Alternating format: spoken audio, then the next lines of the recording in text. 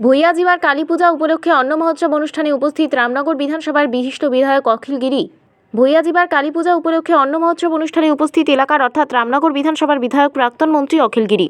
পূর্ব মেদিনীপুর জেলার রামনগর বিধানসভার মৈতনা পঞ্চায়েতের কানু পৈরা হাট ভূঁইয়াজিবার পূজা কমিটির আয়োজনে সার্বজনীন শ্রী শ্রী কালী পূজা উপলক্ষে অন্ন মহোৎসবের আয়োজন করা হয়।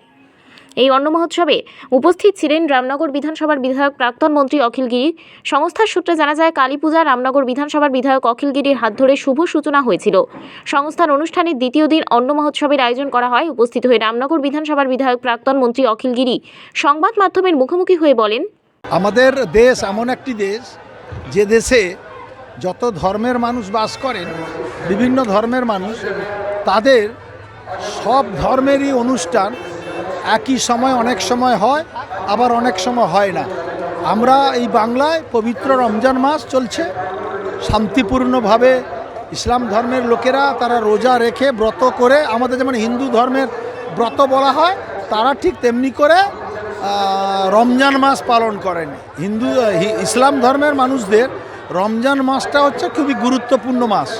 তারা রমজান মাস পালন করছেন, ব্রত রেখে ঈদ উৎসব হবে 31শে মার্চ, ঈদ উৎসব শান্তিপূর্ণভাবে পশ্চিমবঙ্গে উৎসব চলছে।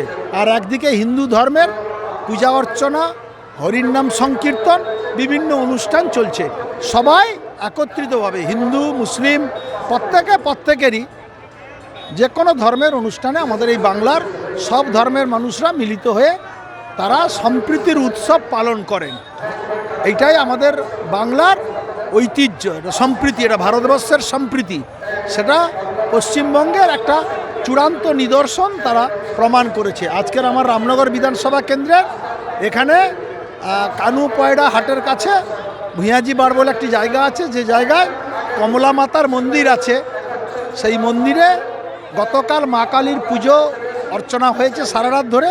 আর আজকের কয়েক হাজার ভক্তরা এখানে এসেছেন, এই এলাকার অধিবাসীরা, মা ভাই বোনেরা সবাই মিলে এখানে মায়ের প্রসাদ গ্রহণ করছেন, অন্নভোগ প্রসাদ।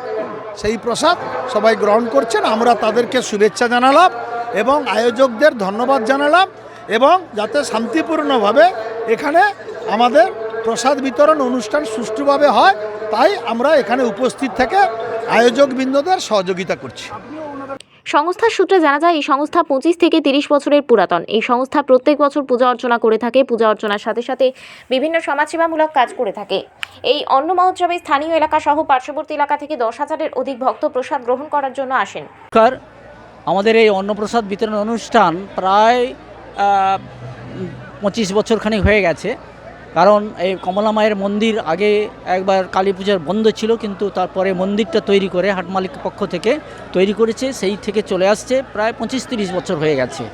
এবং আমাদের আগামী দিনের প্রোগ্রাম আছে। আমরা যেদিন ঘটোত্তোলন হয় সেদিন আমরা একটা কচি কাঁচাদের নিয়ে সাংস্কৃতিক অনুষ্ঠান করি, তারপরে আমাদের ঘটোত্তোলন হয়।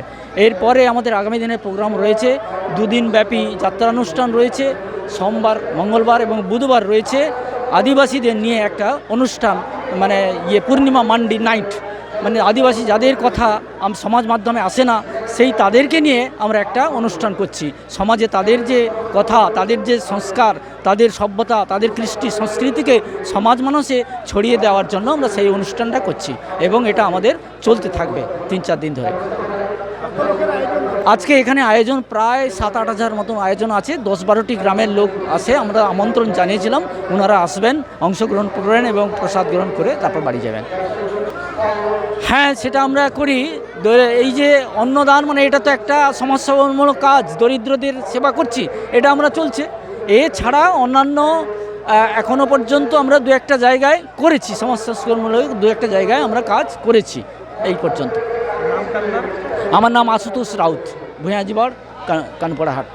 এই মহৎ অনুষ্ঠানে উপস্থিত ছিলেন রামনগর বিধানসভার বিধায়ক প্রাক্তন মন্ত্রী অখিল গিরি। সঙ্গে উপস্থিত ছিলেন রামনগর 2 সংখ্যালঘু সেলের সভাপতি ওয়াসিম রহমান। উপস্থিত ছিলেন রামনগর 2 শিক্ষা কর্মাধ্যক্ষ নীলম রায়। উপস্থিত ছিলেন রামনগর 2 ব্লক তৃণমূল কংগ্রেসের সভাপতি সত্যরঞ্জন রায় সহ সংস্থার সভাপতি, সম্পাদক সহ সমস্ত সদস্যবৃন্দ ও এলাকাবাসী। রামনগর থেকে শেখ আতাউর রহমানের রিপোর্ট, ডিএন আপডেট।